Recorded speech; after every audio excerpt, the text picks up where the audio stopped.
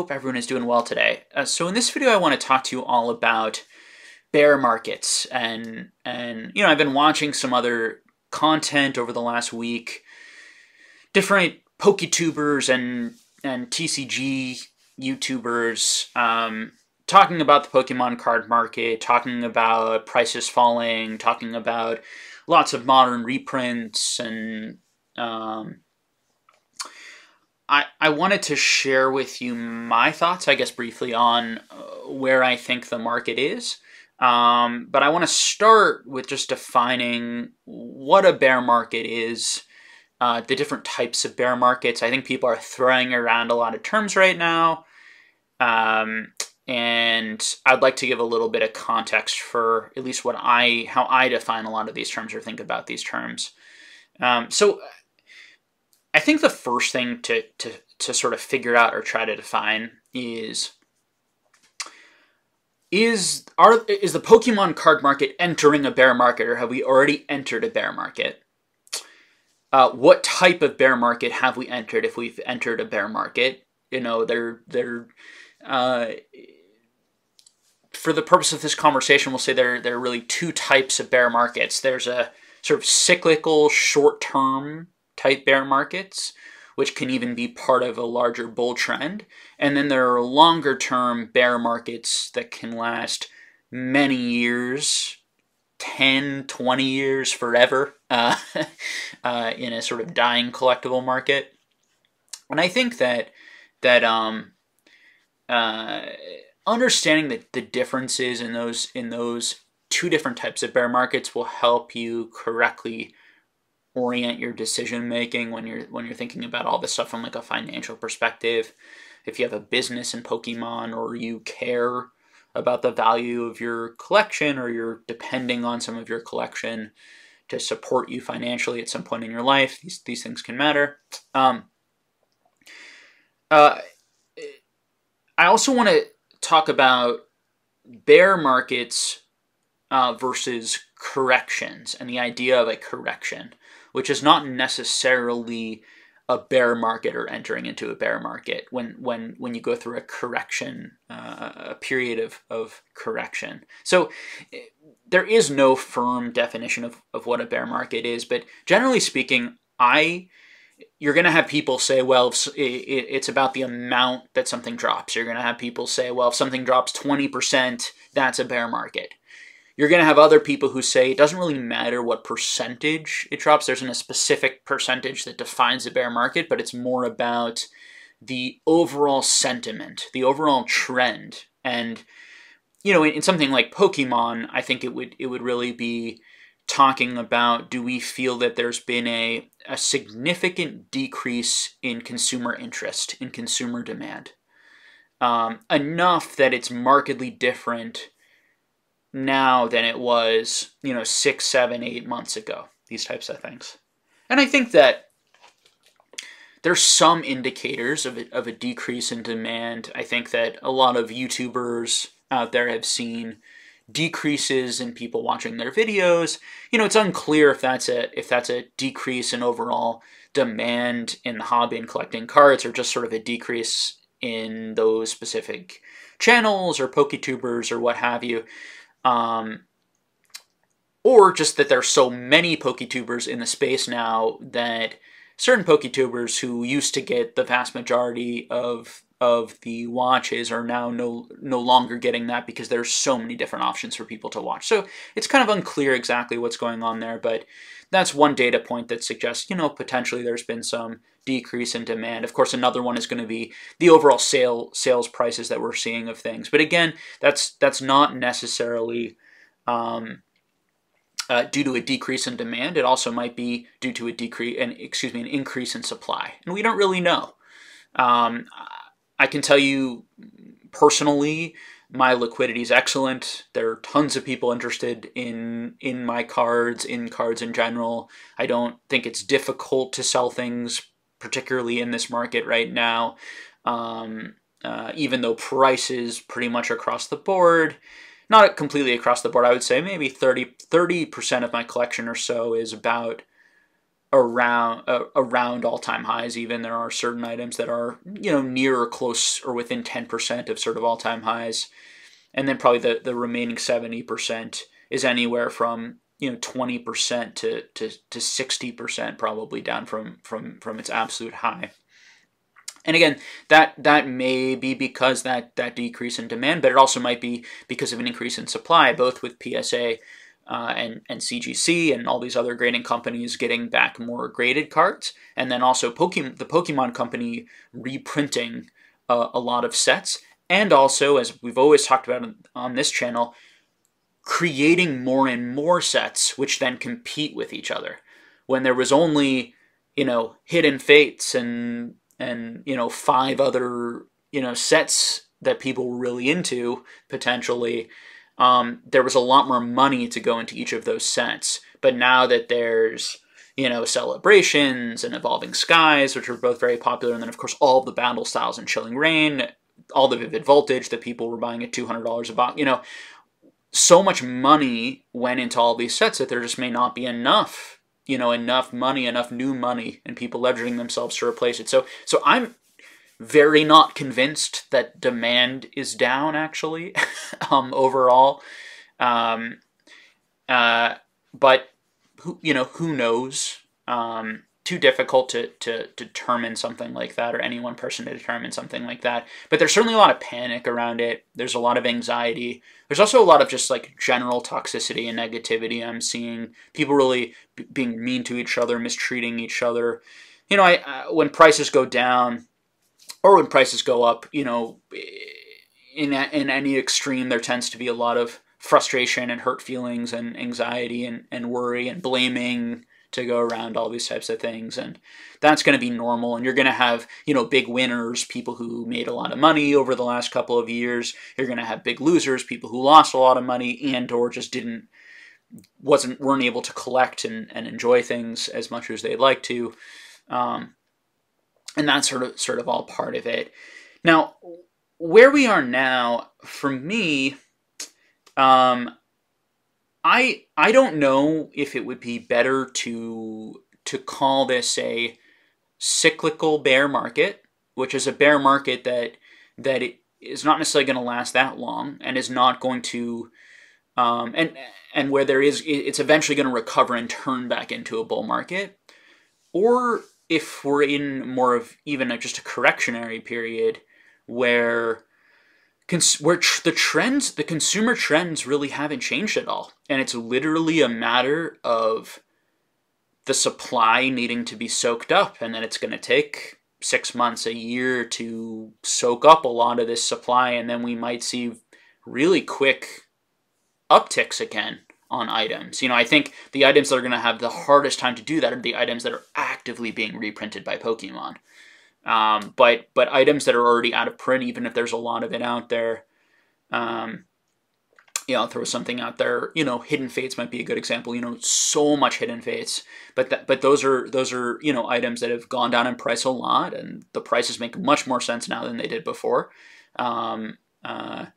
You know, to actually purchase, and I think are much more reasonable. And there might be a period now where a lot of that does end up getting soaked up over the next 6 months to a year to 2 years, and then you do see prices getting back up to where they were, or even higher, if Pokemon doesn't reprint it. But nobody knows really how all of that's going to play out. There's also the possibility that we are entering a longer term bear market, or that Pokemon kind of goes on a downhill from here. And I think that, you know, I don't feel like there's reason to believe that. Particularly, I think Pokemon's amazingly strong. I think they'll be multi-generational.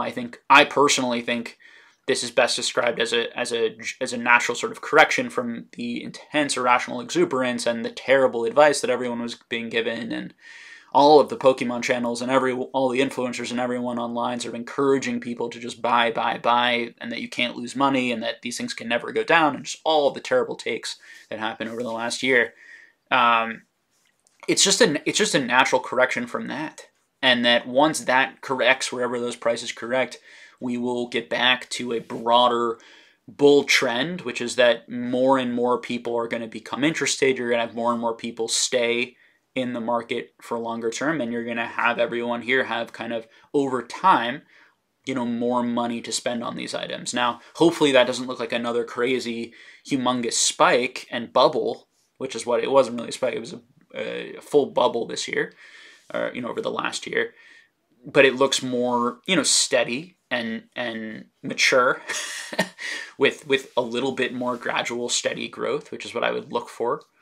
But, it is possible that we are entering, worst case scenario, that long-term bear decline where this was sort of going to be Pokemon's heyday. Most people are going to move on and get back to other things in their life. And a lot of these cards are never going to have, near the value, and we're never going to follow that trajectory of sports cards or even comics. And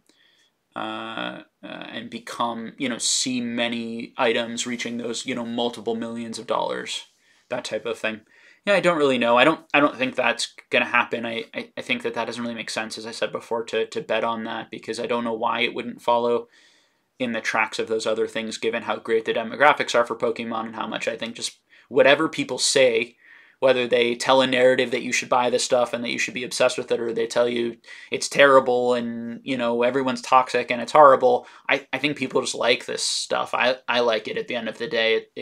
And it's fun, and we all need or look for enjoyable, fun hobbies. And forever, collectibles, particularly collectibles that really connect with a generation and have some rarity to them, have always we've always seen huge markets, come out of that. So, and sustainable markets. So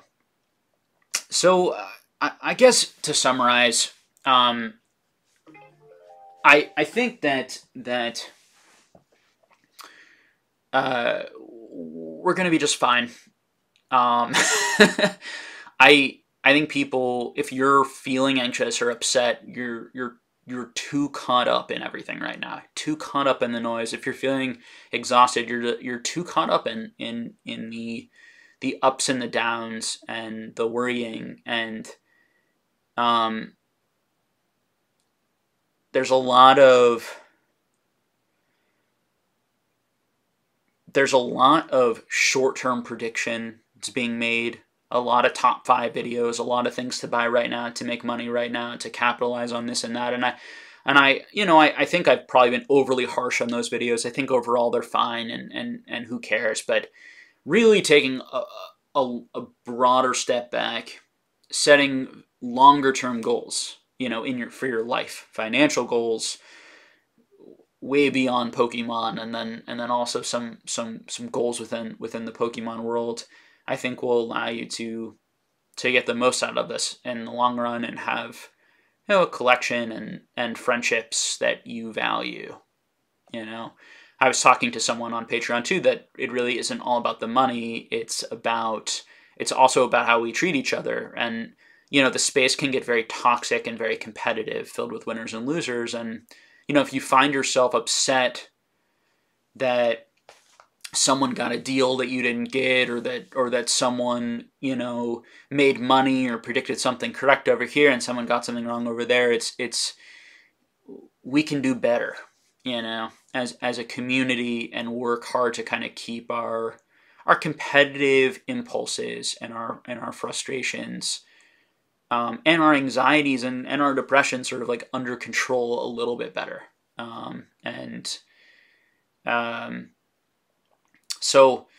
I guess I wish everyone, happy holidays, and I hope everyone out there is well and that they're enjoying themselves. I know I'm